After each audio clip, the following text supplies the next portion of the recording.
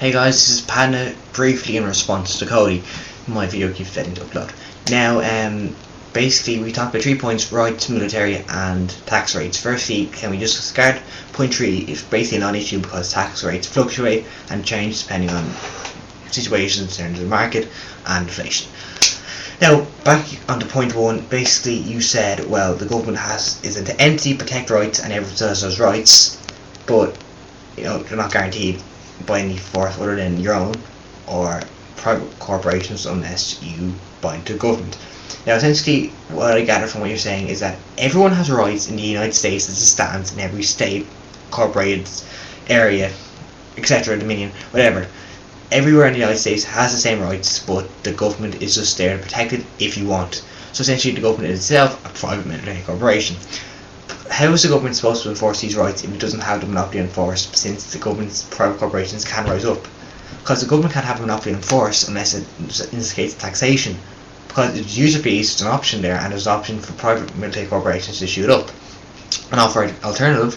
And because usually the free market wins out in a lot of things, then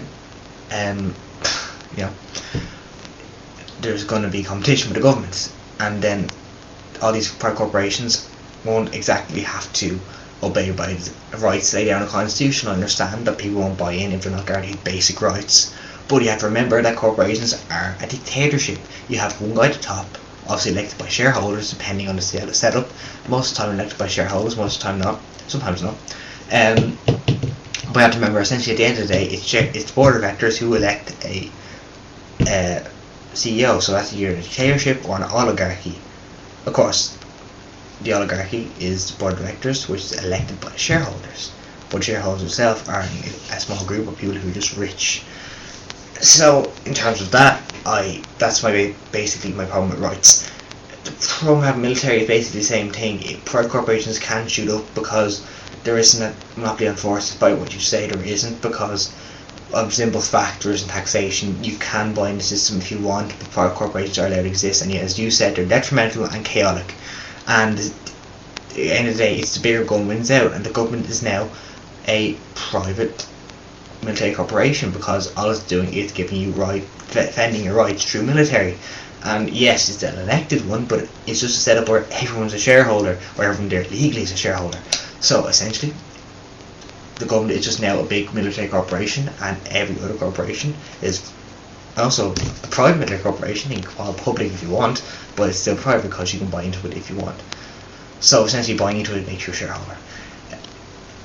So that's my problem. Without the taxation, there isn't a monopoly on force. Without the monopoly on force, there's a chance for chaotic things to happen. And as you said, well, they won't work because you have different systems working in one system. Well, not exactly, because if I look at my map, I have over 200 different systems working that are called countries. And if all these private military corporations essentially become companies, well, we have a setup where you just have different companies, and the United States is now fractured, and the government is possibly a threat. I know it's a long shot, but it's plausible. Anything could happen. But Czech society could happen because you already have big military corporations set up. I know you're coming back with saying they're subsidised, and obviously they are because of the war on terror. They need private military corporations. But they're already set up. They're pretty big, and they're not just going to go away. They're going to look for business and offer cheaper rates. And obviously the government cuts back on its R&D. They'll just pick up where they left off and maybe have even bigger goods in the US. I don't know. These are a lot of ifs, but could happen, and it's entirely possible. So those are just my responses to Cody, and whenever you get a response, that'd be great. And prepare to rip me to shreds if that is your wish.